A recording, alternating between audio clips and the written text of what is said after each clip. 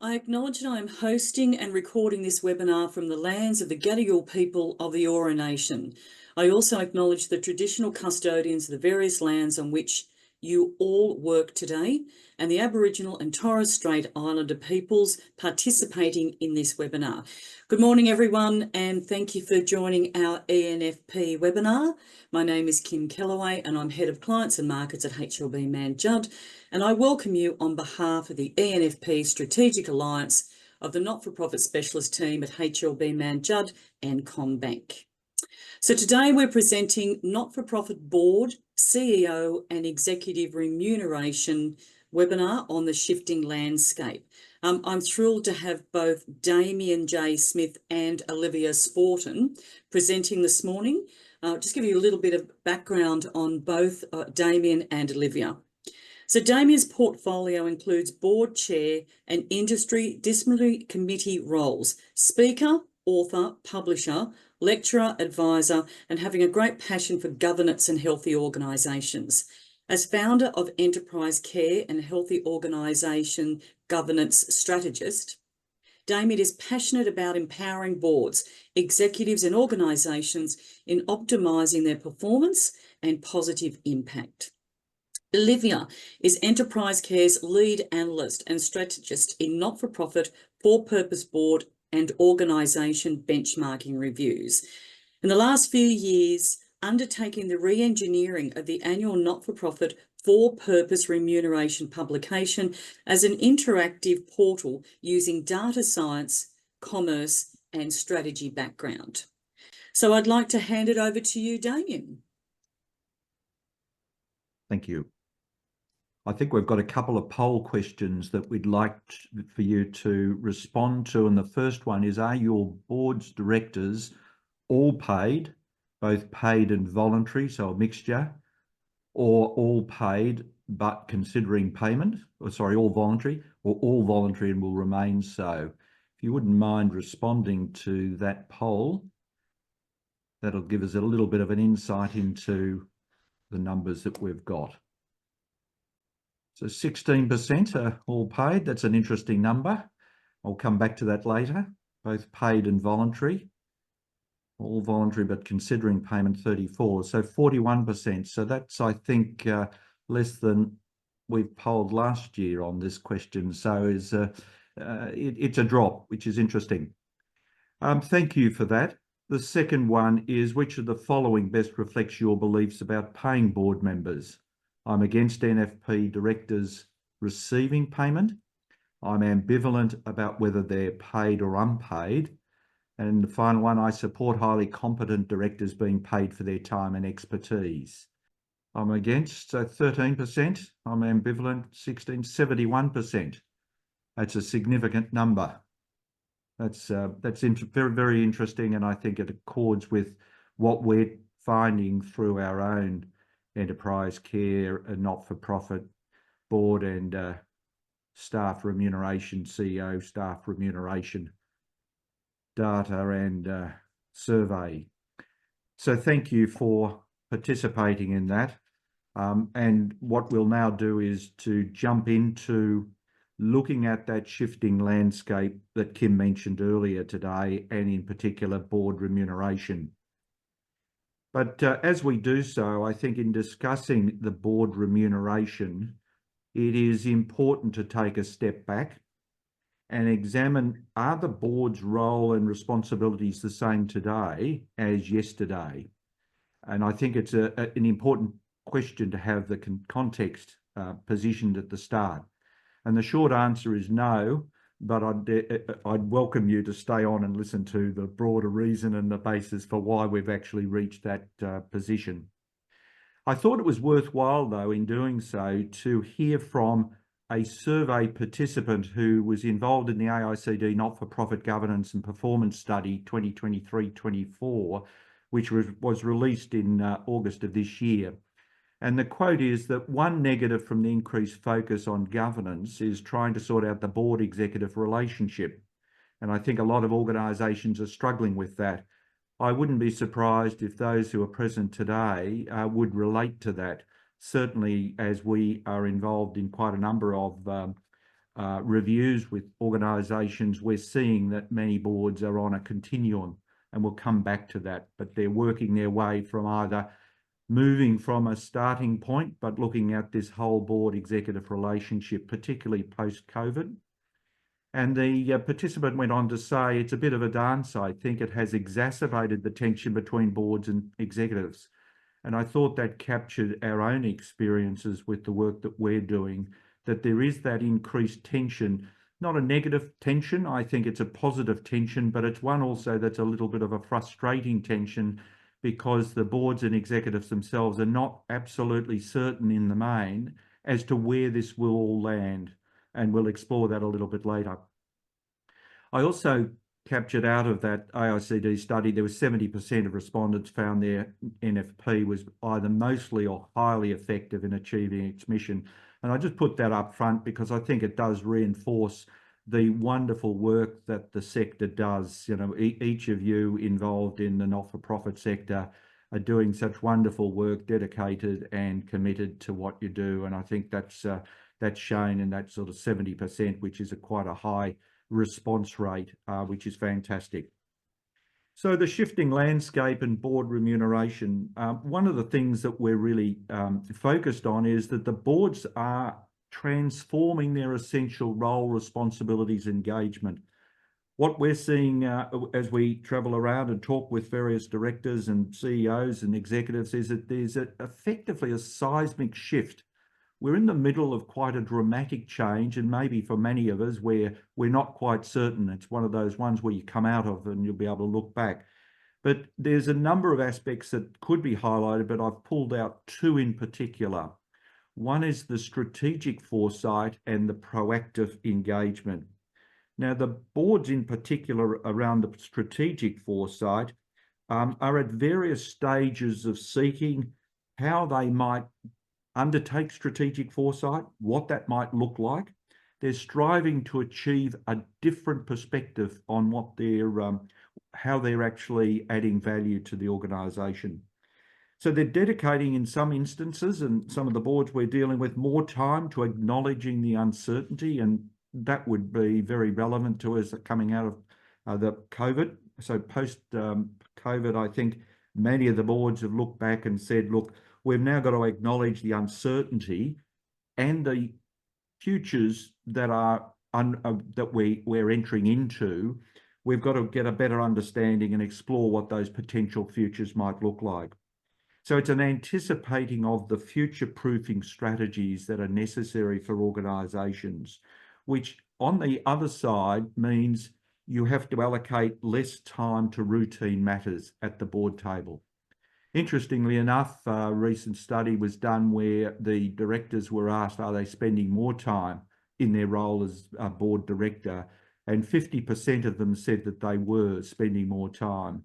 But I think looking at the research that's been done globally and in Australia, I think we're also now settling on that we've actually stretched the chewing gum far enough. I think people haven't got any more time to be spending in their board roles, which is what they're coming back to saying, yes, but if I'm going to spend whatever the limited time is I have, I want to be much more value adding in what I do. So that's strategic foresight. The second one is that proactive engagement. I think during COVID, I think it saw a different role for boards, as well as CEOs and staff, as we all went to virtual meetings and the like.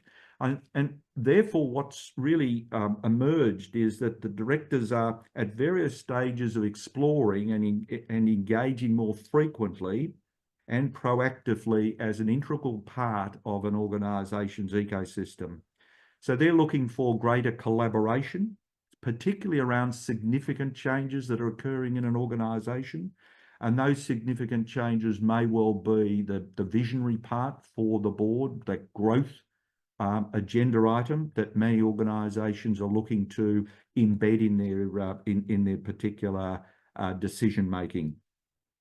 They're also boards are looking for a greater assurance, and I'll come back to that in a later slide, but the greater assurance that the right people are in the right places and the plans are in place with the right people so that they can deliver the agreed outcomes. So effectively, boards are not just adapting, they're seeking to lead the change in innovation and strategic foresight. What they're wanting to do is to position their organisations so that they can thrive in an ever-evolving and a very volatile landscape.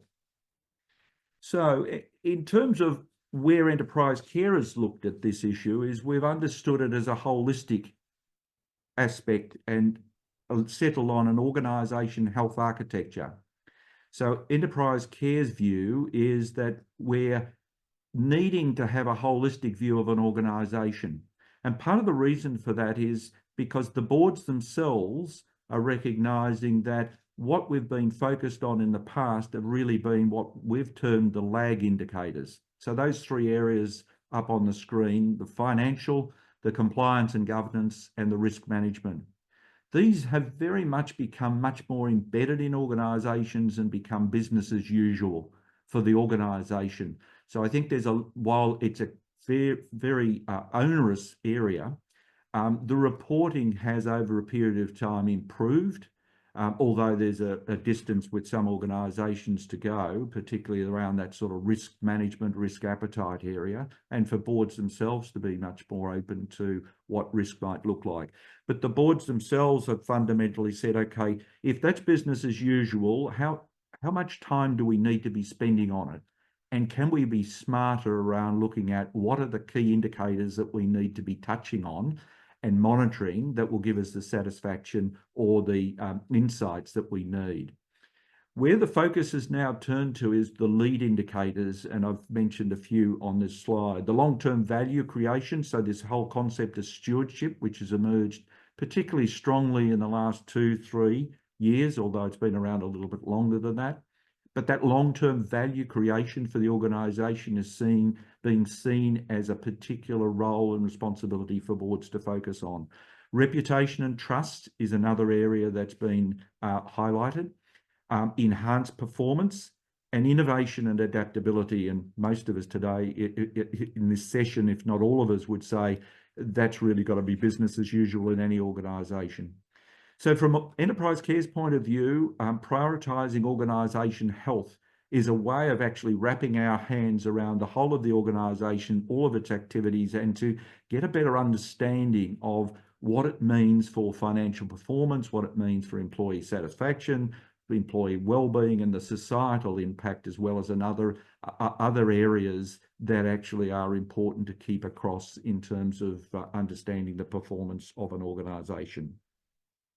So the greater board and director expectations, including the stewardship role, has really emerged strongly. And if you go down the left-hand side, you'll see what the changes are that are dynamically changing the way boards are actually now better appreciating their role. First of all, legislation and regulatory requirements were driving the changes in governance. So over the 1990s, we've had a lot of legislation, the 2000s to 2010 onwards. You had quite a deal of legislative and regulatory requirements. That had then been overtaken in a sense of recent times in the last, say, 5 years, where directors through the Royal Commissions, increased regulatory oversight, shareholder activism, although we don't have shareholders, I appreciate in not-for-profits, but the stakeholder activism in some respects. But it's all being spilled over as we'd appreciate what's happening in the broader community and cybersecurity risks along with technological changes. What all of that's been doing is saying to directors, you're being held more responsible, if you like, or more direct oversight of an organisation's critical risks. So when certain things occur and they get into the media or the social media sphere, it's the directors now that are being held up to the light. So that's now being taken on regardless of whether or not there's actually a legislative requirement. There's being seen, I think, by many of people on boards as I hold a duty, even if it's simply a duty that's come through all of these sort of areas. The next one is that what this has meant for boards is that they're facing a critical inflection point. So the boards of today and tomorrow and the directors are wanting to become more proactive rather than just coming to a meeting and sitting there and hearing what the CEO and staff may be wanting to present to them. They're wanting to also respond to stakeholder expectations and new technologies. So there's that engagement that they're essentially seeking out. And what they want to do is to place greater emphasis on how the organisation sits in that broader ecosystem, and how it's going to respond to social and environmental issues. So we're seeing, and I think COVID has done this, that we've got, people not having the boundaries. So the notion of a boundaryless organisation is actually spread into the thinking of we have boundaryless operations. So organisations are seen as simply just part of the broader ecosystem in which they operate. Additionally, more boards, I think, are committing or beginning the exploration and seeking to commit continuous improvement. We're seeing this with work we do with board reviews, board impacts, looking at even the remuneration. We're not simply doing a remuneration review of a board. It's actually broader study than that and broader engagement, because they want increased accountability, and they also want to know, are we actually performing? And at what level are we performing, and where are the improvement opportunities that we could actually improve our impact on the organisation for the good of the organisation and the good of the community, particularly those that we actually serve.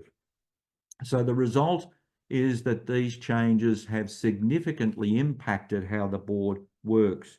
And that could lead into looking at the changes in agendas. And as I said earlier, agendas now are being looked at from the point of view of let's minimise routine matters that are really more business as usual.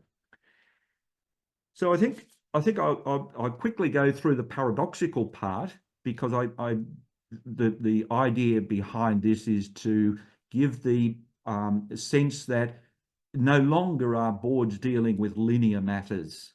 It's often a that or an X or Y or this or that. It's opposing, and as F. Scott Fitzgerald said, the test of a first-rate intelligence is the ability to hold two opposed ideas in mind at the same time and still retain the ability to function. And I think many directors feel that when they go through. So the geopolitical, so the uncertainty versus stability, we know with the revenue diversification, but, is that at the expense of the status quo, particularly if you're exploring something that might have risk, and what sort of level of risk are you prepared to take on? The attraction versus retention around talent, the environmental, social and governance issues. So the community pressures are there, where you've got the versus the regulatory pushback in some instances. You've got the technological ones, the time horizon, short-term, long-term. How do we actually have both sitting together in a balanced, synergistic way? Regulatory compliance versus flexibility. We know organisations today have to be vastly more flexible than they were 5, 10, 15 years ago. And finally, the stakeholder engagement versus internal focus. How do you actually bring the two together in a synergistic way? So these paradoxes highlight the complex landscape of governance that's now operating. And directors are much more aware, or becoming much more aware, they're needing to be more adaptable and forward thinking than ever before. So this leads us on to looking at one of the key aspects that is fundamental in all of this. And I mentioned earlier about the change. So looking at each director's duty of care and diligence.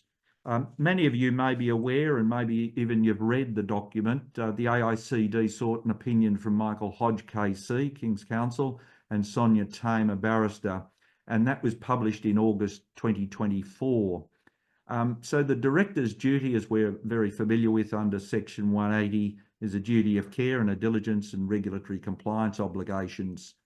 But importantly, and the point to note is that it now includes an oversight of companies' non-financial risks with increasing obligations in the key areas of ESG, cybersecurity and modern slavery. Now, I know for many, and maybe all of you present today, modern slavery may not be an issue, but what we're finding is that this contagion effect is occurring, that where organisations are turning their mind to, say, a modern slavery, then that spills over to looking at, well, the organisations we work with, what is their view of how they treat people?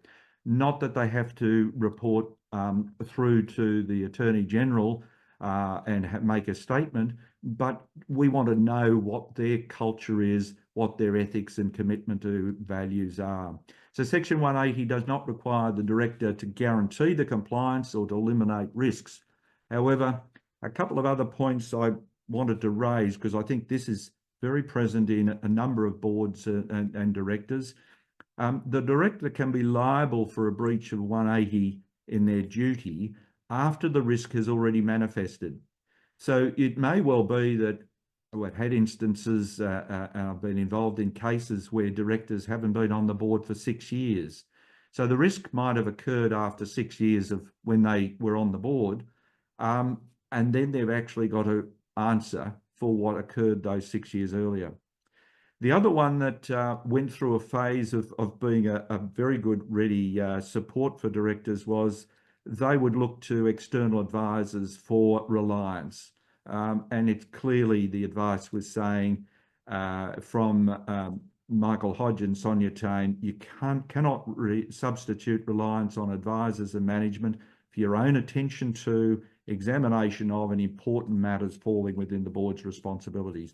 So directors are very, very cognizant of this very important duty that they have that they need to meet. So turning our attention a little bit, then bringing all of that together, why are boards more involved in rethinking not-for-profit director remuneration? I think it's relatively clear, isn't it? Governance complexity, which we've touched on. The equity and diversity, I think this is a key element, the recognition of just how important it is to pay to attract a more diverse range of directors, particularly underrepresented groups. They don't have the opportunity to be able to volunteer without a payment being made. Overall, the recognition of professionalism and accountability that I've mentioned, there's an increase we've noticed, certainly with the boards that we're dealing with and the CEOs, that we're noticing that there's a greater degree of commitment to professionalism and accountability, which then comes with it the transparency and to get independent reviews so that that can be used as a tracking mechanism. The recruitment and retention, in some instances, there's a number of boards around who are underrepresented. They're not up to the numbers of directors on their board that they could be. They're finding it difficult to recruit. And again, it's because people are needing to have the payment if they're going to give up money. And another thing that does play into it a little bit is just simply recognition of the effort that's put in by board members. And this can be very, very helpful in terms of allowing directors to make the decision to join a board and then have that recognition through the payment being made by the organisation. The board composition, I just want to touch this on briefly because I think we've had quite a number of years where board compositions were being considered, being thought about, but I think we're finding it's much more active. Boards are actually saying, well, what are our skills and expertise? We're also looking at that mindset, the breadth of independent thought that is brought to the table. What is that? What do we need as an organisation that will make our board work better? And not only that, have a better impact or a higher impact on the organisation. I've mentioned about diversity. I think this is a live topic. It is so clear that diversity on boards add significant value to their own decision-making, consideration of what they do and their impact on the organisation. Another one which is interesting is the size of the organisation. There's a number of boards that we've dealt with over the last few years where they've allowed themselves to get down to about 5 or 6 on their board. When speaking with them about the possibility of increasing that number, they then talk about the culture and the ability and the synergy that's existing with the board. And there's a real, if you like, reluctance to possibly grow the numbers because they might then diminish or dilute that really good working relationship that the board has at the moment. but then on the other side, as we've identified with them, what about the burnout for directors, particularly if they're becoming more engaged in what they're doing in the organisation? And the experience and knowledge, broadening that out, and succession planning, which a number of boards haven't done, and they've lost good directors and then they're not in the position of being able to replace them. Not-for-profit director payments increasing. Yes, they are. And it was interesting, that poll that we had earlier. Thank you very much for your feedback.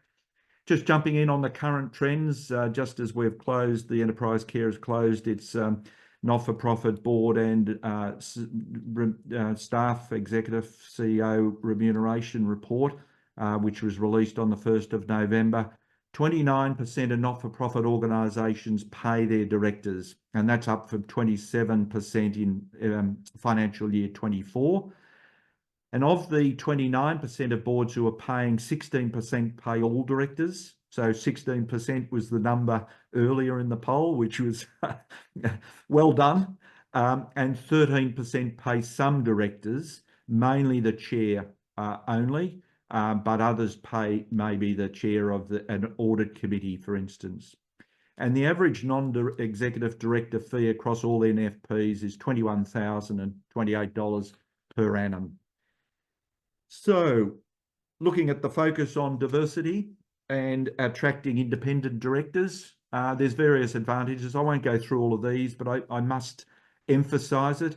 I think as we come into this world of cyber security, looking at technology, we just have to pay more attention and actually be committed to shifting the dial in terms of having a greater representation across the board of the various diverse groups that may be in our own stakeholders that we've got, or if not in our stakeholders, just for the purposes of ensuring that we actually have a greater positive contribution at the board and can engage more productively.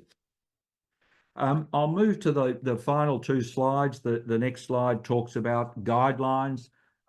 These are just some suggestions to consider if you were looking at, you may already have these things in place, but if you were looking at this whole question and quite a large group said that you were open to considering board remuneration for those organisations that don't. I think the first thing that needs to be done is establish a compensation committee. In some instances, one will already be there for the CEO. We deal with both the chair of a board, but also those who are chairs of the CEO or the compensation committee that looks at the performance of the CEO and the CEO remuneration. So I would establish one of those in any event. I think it's important to have a look at the legal compliance, obviously, what your constitution says about payments to directors, and there might be some other regulatory issues depending upon the nature of the not-for-profit.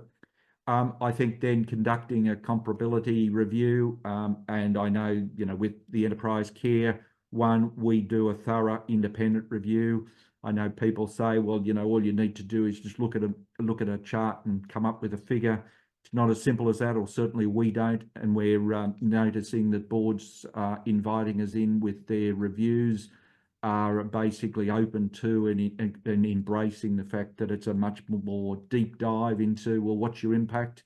What's your value add? Why should you get paid? So linking that with the remuneration level, and we come back then with a detailed report with a recommendation for the payment.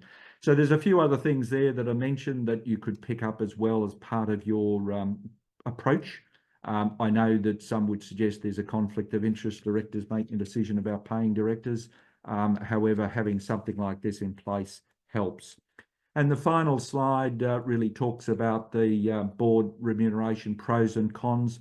I'll let you look at that later on, but one is it's a fair thing to do to pay people for their time and expertise, and then others might say, well, there is no need to pay as people are happy to volunteer, or directors are volunteers and so are donating rather than being paid. So there's various pros and cons. They're all things that as an organisation and as a board, you'll need to work through to make sure that you're comfortable with whatever the outcome is that you reach. So at this point, I think I'll hand it across to you, Olivia, to talk about the CEO. Thanks, Damien. So I won't dwell on this slide for too long, as I think everyone's quite painfully aware of the economic climate at the moment. But what I did want to highlight is that it's been almost 3 years now that inflation has exceeded wage growth. And according to the Australian Bureau of Statistics, the latest release in September 2024, it's shown that annual wage price index is now finally exceeding inflation. So it's now 3.5%. Versus the September CPI, or Consumer Price Index, of 2.8%. It's a really welcome relief to a lot of Australians, but as we know, that doesn't negate the last few years of intense cost of living pressures and the very real continued impact that's being had on debt and interest rates as well. And in terms of what those sort of knock-on effects are, it starts to tap into some staff retention aspects. So those cost of living pressures have had a big impact on staff retention and staff agency in terms of viewing what opportunities, job opportunities there are out in the market. Now, this is a Hayes Salary Guide FY24-25 survey. So I just wanted to highlight that just over 77% of employees are currently looking or planning to look for a new job. And the biggest reason that was cited relates to those cost of living pressures at 64%.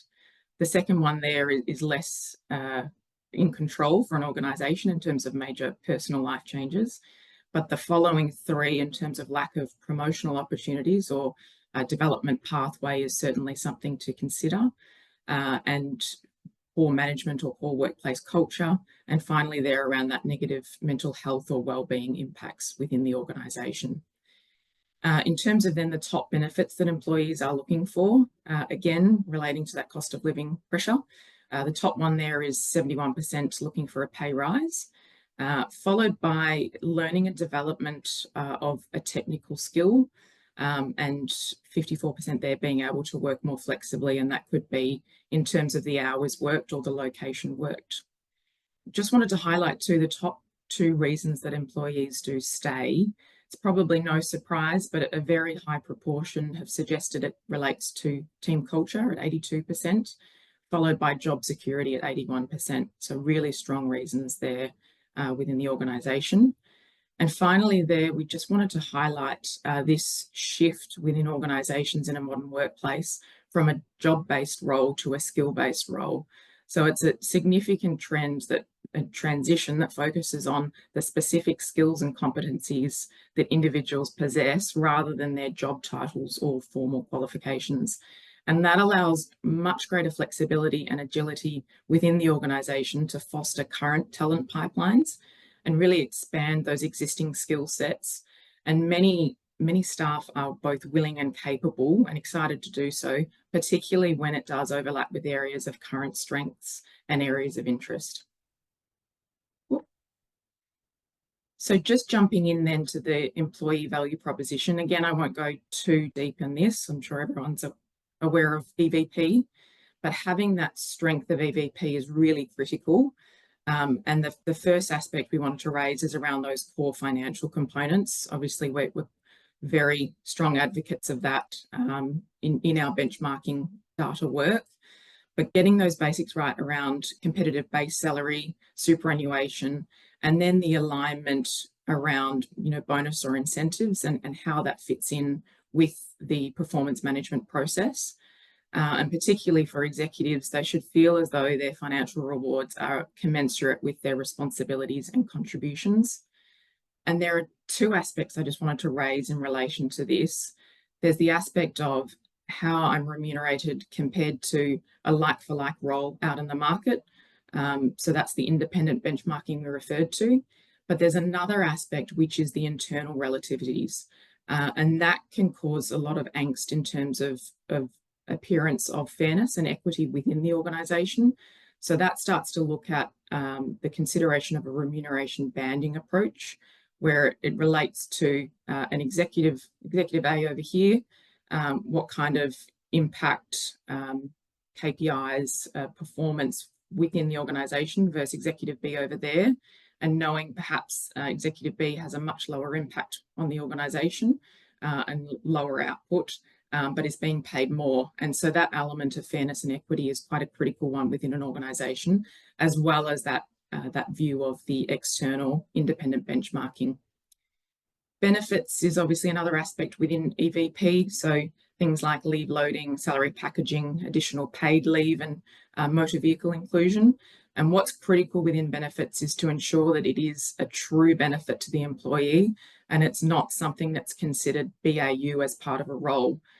So for instance, incorporating a laptop or a phone is often seen as more of a BAU for the work being performed as opposed to a true benefit to the employee.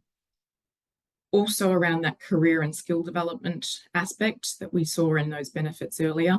So things like training programs, industry memberships, study assistance. So for instance, MBA payments, executive coach and mentorship and exposure opportunities. And then finally around that work-life balance, or what's sort of transitioning more into that well-being area, which is helping employees to maintain that healthy balance between their professional and personal lives. So looking at aspects like culture within the organisation, flexibility of work hours and location, sufficient paid time off, whether there's an executive health check or access to EAP, so Employee Assistance Program. And one thing we did want to raise 2 days ago, AusA, the Australasian Society of Association Executives, just released their Association CEO Index. And they measured a raft of different aspects, one being workplace wellbeing, which out of 100 scored 50.2, and it was the lowest metric that was measured. So it's worth noting that over 4 in 5 CEOs, 84%, are experiencing job strain, and they're either frequently or occasionally lacking the time needed to perform their role effectively. And this can have that knock-on effect, which then indicated that 70% of CEOs are feeling run down or lacking energy.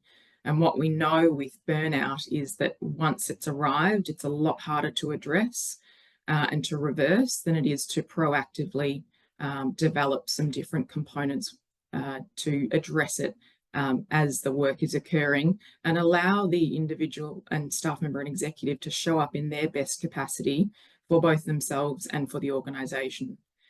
So it's really worthwhile to consider that as a component. Jumping in then to executive performance and pay rises. As Damien said, hot off the press, we've just released our FY25 not-for-profit salary data. And what we noted was 81% of CEOs received an increase this year at an average of 5.2%. And just below that, 78% of executives received an increase at an average of 4.5%. And so it's really, really important to note that from COVID, there's been this sort of lag effect of the cost of living pressures, and that's incorporated this element of needing to see those increases year on year in order to accommodate the inflation costs as well. In terms of the executive impact and that performance impact, there's a much greater acknowledgement of the significant material impact that the CEO and executives do have on the ability of the organisation to achieve the set strategic objectives, and also in impacting the long-term sustainability, viability and growth trajectory of the organisation. So boards are really wanting oversight of both those lead and lag indicators, but also beyond boards desiring this, we're hearing a greater desire from executives themselves in wanting clarity of expectations and the performance metrics to be agreed from the outset of the year. And it really goes to the heart of aligning expectations for both boards and executives and narrowing the focus around what are the metrics that truly matter and what will tell us that we've succeeded at the end of the year if we've hit them. And ensuring that that is clearly communicated from the outset helps to really reduce that subjectivity. And a big component of this is ensuring that those objectives that are set are SMART.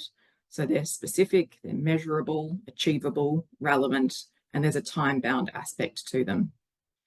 No doubt many executives and directors on this webinar have seen objectives that are very, very vague, like increasing awareness amongst stakeholders. And the more vague the objective is, the more open to interpretation and also subjectivity around whether it's been achieved or not, which can lead to frustration from all involved. And the other trap that can be fallen into is that they're far too granular or operational in performance monitoring, and it becomes so minute that the impact of the tracking is really immaterial to the overall performance of the organisation. So tracking it all is not actually shifting the dial of the organisation to say at the end of this year we've succeeded now that that's been ticked off. So tying that in then to more specifically the CEO performance review, we've developed a formalised process for annual CEO performance reviews to create more rigour around what is being measured and why.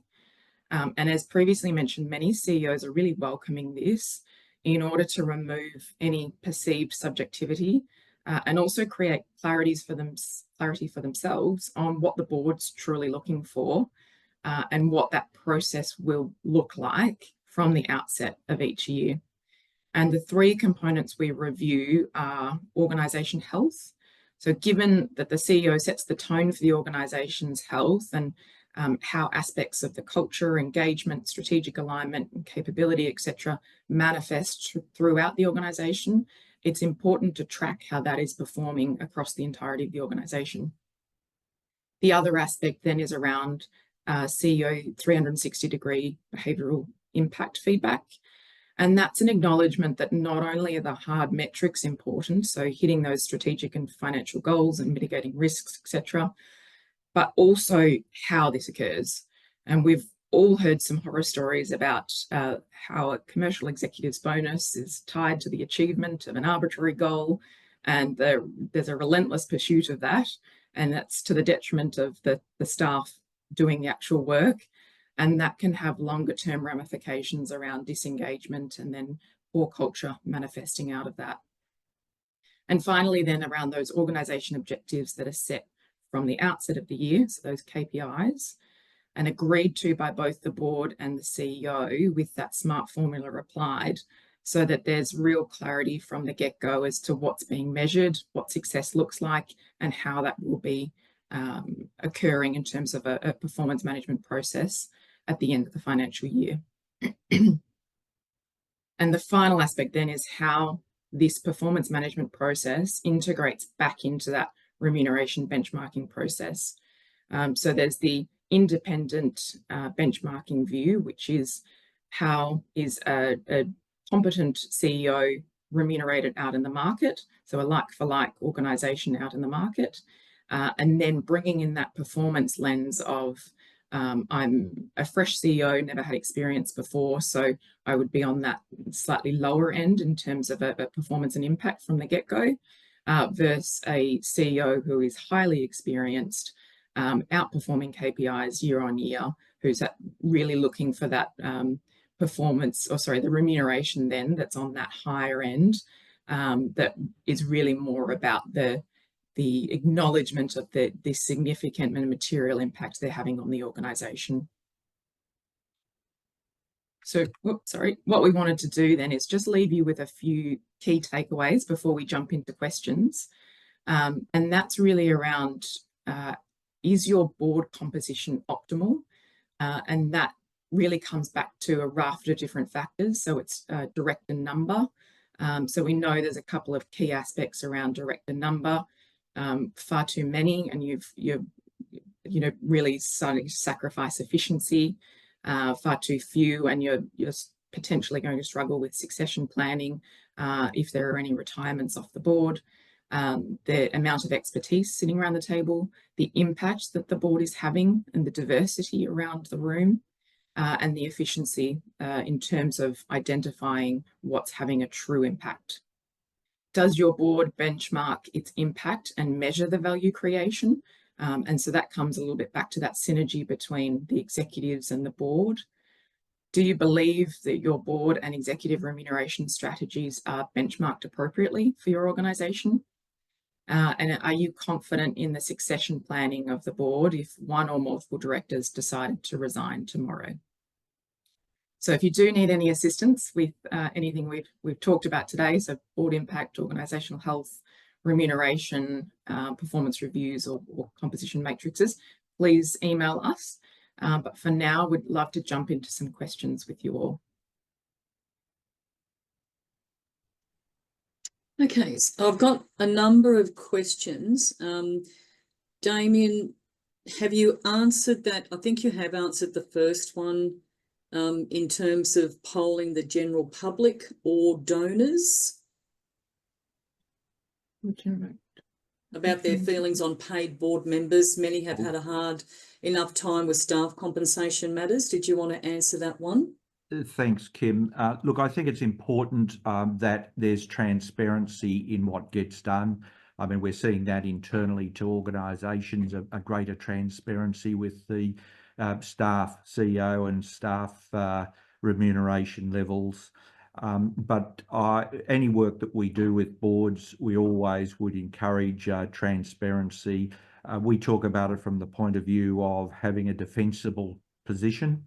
And that's why we give a very comprehensive report, so that if necessary, that report can be accessed or shared at an AGM if it was necessary.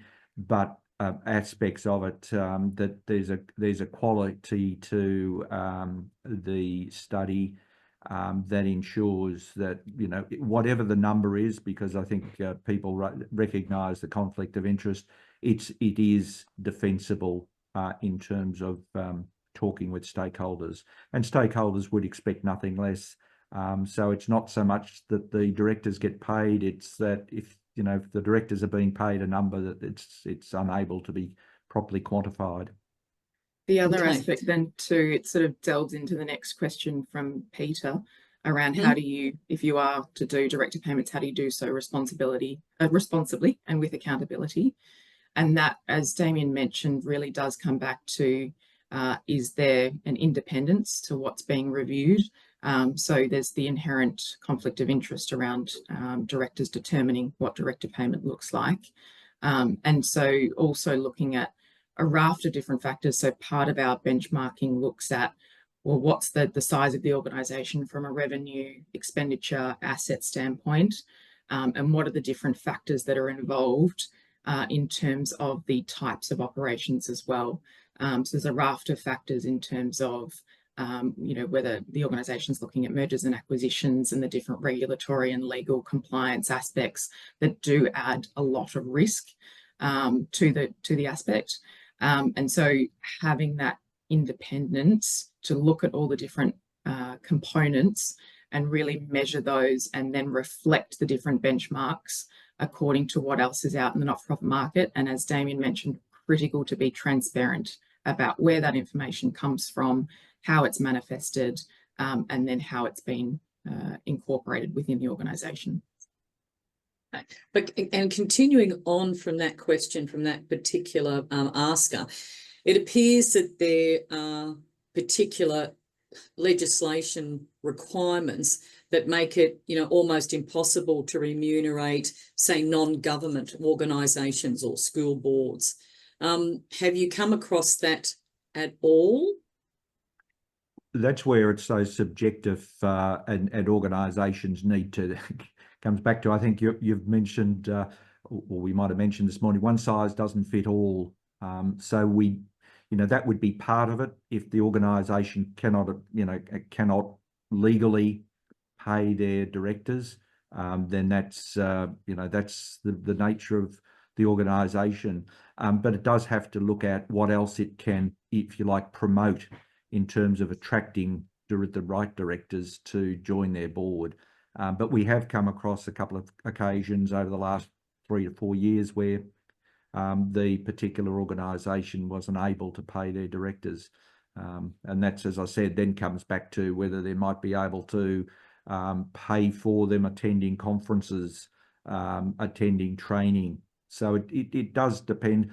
I mean, what we're also finding is that many more directors now are committed to ongoing attending of seminars, going to conferences, and they'll do that out of their own pocket. They're not necessarily expecting the organisation to pay, particularly where you've got directors who are on multiple boards. they will do that. It's just simply part of their own private professional development as a director. It's a good point there too, just around there's the legal and regulatory requirements in terms of the specific sections, but also then within the organisation, their own individual policies and constitution. So there's a raft of different aspects that need to be reviewed to kind of identify that level of eligibility. Okay. And then what does best practice board subcommittees look like? It's a great question and not one with a simplistic answer. I'll let Damien answer this soon, but from my perspective, there's a number of different components that come into that, i.e. the size of the organisation and the complexity of the organisation, and also what is a static committee, so something that is long-lasting committee versus one that's set up for a specific short-term purpose. I.e. if there's a specific merger occurring, that would be for that specific program, and then once that's been and passed, then that subcommittee would be dissolved.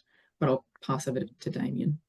Yeah, no, you stole what I was going to say, but I did have a couple of other thoughts, thank goodness. But one of them was that having a good charter, you know, why set up the committee in the first place, making sure that there's good charter, making sure it's got the right people on there as well, and whether there should be any external people, so depending upon the nature of the committee. So you don't necessarily have to draw all members from the board itself. And the other one is looking at whether the performance of the committee and being much more rigorous around that. But we've noticed in the past, and you know, you raised the issue of the static versus ad hoc committees, Olivia. We've noticed in the past, though, it's so easy for committees to continue on. They just sort of morph into doing things. And you have to ask the question 2 years on or 18 months on or 3 years on, what is it that you are now adding value from what you're doing to the organisation? And we've actually, you know, done some work with an organisation earlier this year where that was a real issue. When the committee was set up, it was extraordinarily valuable, necessary, and did a lot of good. But then after a while, it was sort of the question was, well, haven't you run out of what you set out to do, and how come you're continuing? So I think there's a number of aspects, as Olivia said. It's not just a simple thing, but all committees should be reviewed, and the composition of their committees ought to be reviewed from time to time.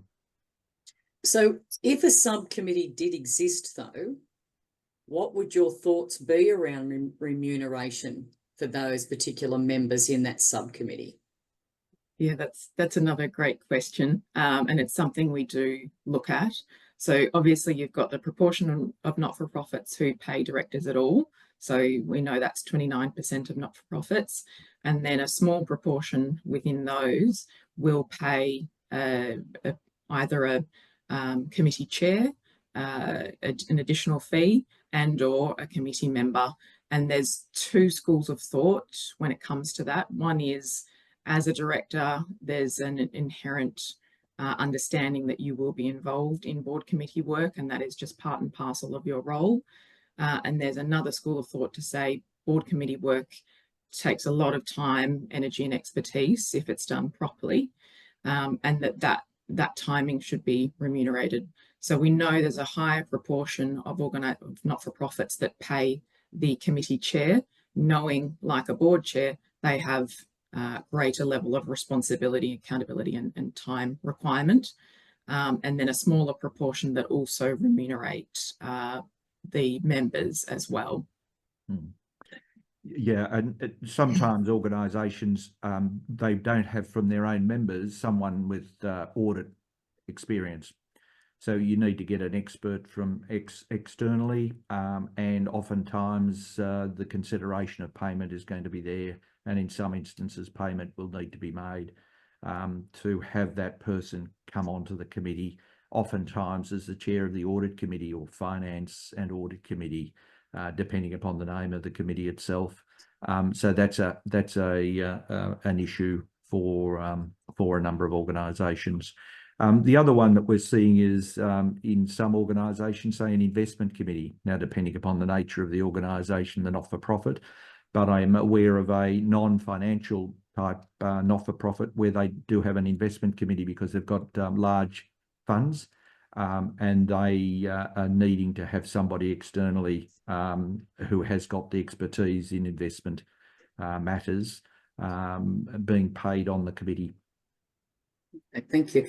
I have many questions, but I think we'll take a number of these offline, if that's all right, but I'll just answer this. We'll get to answer this one. Is it the director's responsibility to consider paid director payment, or should it be executive-led? I think that's a good question to end on. Yeah, no, and it is a fabulous question. I think you could look at it a little bit the other way. Will it happen if the board's responsible for it? Sometimes boards seem to not want to get their hands dirty at all, and they raise these issues and then expect the executive to lead on it. Essentially, it's a director responsibility or a collective board responsibility to have a look at this and to run it. And it fundamentally would come down to the chair of the board, and it would be their remit to actually get the thing moving. And we deal directly with chairs on this matter. As we sometimes deal with the CEOs who are saying, well, I've been asked too. So my own view is that, you know, if it's for the board should take ownership of it and make sure it moves along. And it's part of that process that we had on the slide to look at setting up the appropriate board committee, going through a process, making sure that it's appropriately minuted. So again, it's setting up a defensible position and making sure things are done in a professional, methodical and appropriate manner so that, you know, the stakeholder, if they ask the question, would be able to receive the response that this was done in a very, very considered and thoughtful manner. It's hit 10 o'clock. I'd like to thank Damien and Olivia for the presentation this morning. It's a really interesting topic, and it's certainly one that likes to be debated. And I think that we will look to our ENFP program for 2025 to include some more conversation around the board CEO remuneration.